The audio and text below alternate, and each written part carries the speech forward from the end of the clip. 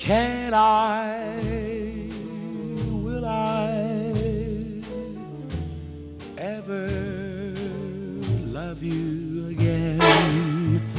Tell me, why then can't I?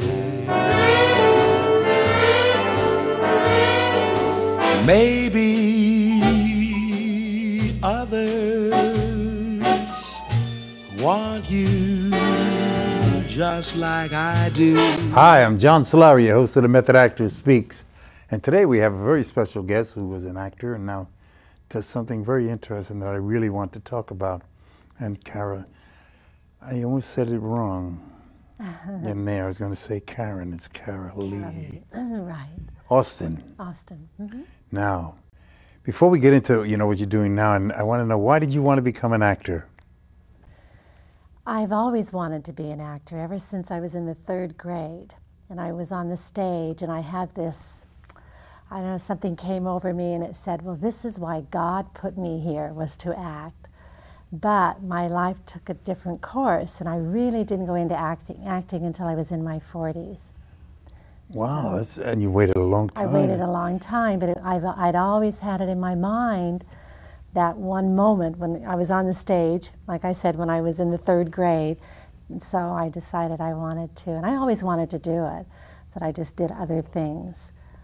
Did you ever model? Because, I mean, you got this incredible... I did model. I was accepted by the Nina Blanchard model, which is the Eileen Ford sister station on the West Coast, when I was in my 20s. But again, I did something else. I'm always doing something else. Really? Yeah. And you're doing now. Now you're doing this dating service, which I find really, really interesting. I mean, and I know we want to talk about it and how you do that. It's called, no waiting dating, which is unbelievable. Why did you start doing that? I was single at the time, about 4 or 5 years ago, and a friend of mine who was single, a male friend, said, come with me to a speed dating event. I think you might like it. And it was just really starting to get noticed. And so I went with him to this speed dating event and I met somebody.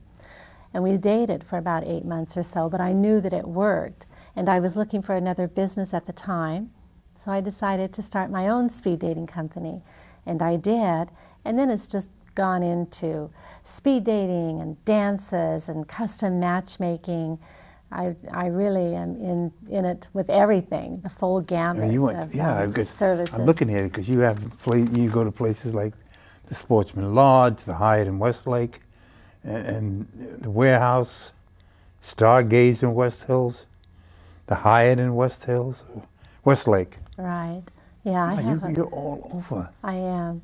I used to be more so. I used to be more over, I used to be in more places, but I kind of cut back a little bit, and because I thought I was saturating the market.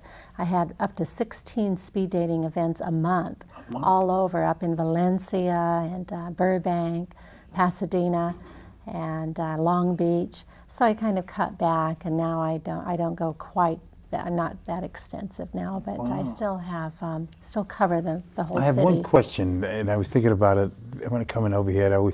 Women always look at a man's feet and watch. Why is that? Is that true? That's what I hear all the time. I'm just curious. I don't know about that, perhaps, but I know they're very taken with a man who's nicely dressed.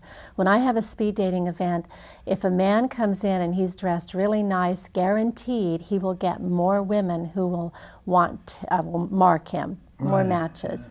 If he's dressed really nice, they're really taken with a man who's dressed nice. A man, he doesn't really look at, he doesn't even look at the woman's clothes, so to speak. No, that's what I mean. It's more her body and her face that they're interested in. Right, yeah. Yeah. But I mean, it's always, you hear this from women, they always say, when you're checking out a man, check out his shoes and his watch. I've heard that too, but I don't know if they really do that. First of all, I don't know if they can even see the shoes when he's sitting at the table with them, because the table's right here, so they can't really see the shoes. I wear my Kenneth Coles Italian shoes and my Rolex. You'd be a big hit then. The men that come in, and well, let's talk about the men for a minute. What type of men? I mean, background. You get a lot of professional men from the funny thing is I also have Asian women, American men speed dating events, and then I'll have Jewish speed dating, I'll have Christian speed dating, I'll have older men, younger women, older women, younger men. What is the reason for the Asian and the American? The Asian, what I was going to say about the Asian women, American men, I'm always surprised at how professional the men are when they come into those events. And one of the things I talk about, because I give speeches around town, is that women, some women nowadays are just too involved in their careers, and they bring that home. And instead of giving their man nurturing and caring, which is what he wants, they bring the office home. And the Asian women know how to take care of their men. And I told a woman that not too long ago, and she said, well, yeah, they're submissive. I said, no, it's not that. It's because they know how to treat their man. And so I get a lot of lawyers and accountants and, oh, I don't know, doctors and psychologists and psychiatrists who come to the Asian women, American men speed dating events, and especially lawyers, but I think they just have such a hectic day at work. They want to come home to a peaceful home. And again, I think so many American women are so involved in their careers. And in fact, when I gave a speech at this one place, this man came up to me and he said, you know, he said, I lived with my girlfriend for 2 or 3 years, and I had to break it off because she was a lawyer and she would come home, just like what you said, and I just couldn't live with it any longer. She'd bring the office home. And instead of being loving and caring, she was more like really complaining and being really this tough career woman. I've never been married. You've never been married? No. Wow. And because I like women. I guess the Freudian part, I don't know. You know, I mean, the analysts would probably have a field day with me. Have you lived with anyone? Well, not that long, no. No? You know? Because that's one of the drawbacks for a woman to choose a man, is if he hasn't been married. If he's older and hasn't been married, a lot of women aren't interested. Right. They feel like you need that seasoning or, you know, an experience of living with someone. Well, I've lived with women, but, you know, actually, right now I'm not in a relationship, but, you know, I like women. That's so. So you're fickle. Is that what it's called? You don't think you can't be committed? Yeah, right. When I was in my youth, I used to go to Plato's Retreat in New York. Okay, I've heard of that place. Okay. I always believed if I was going to have a relationship, I would have separate bedrooms. You would have what? Separate bedrooms. Oh, separate.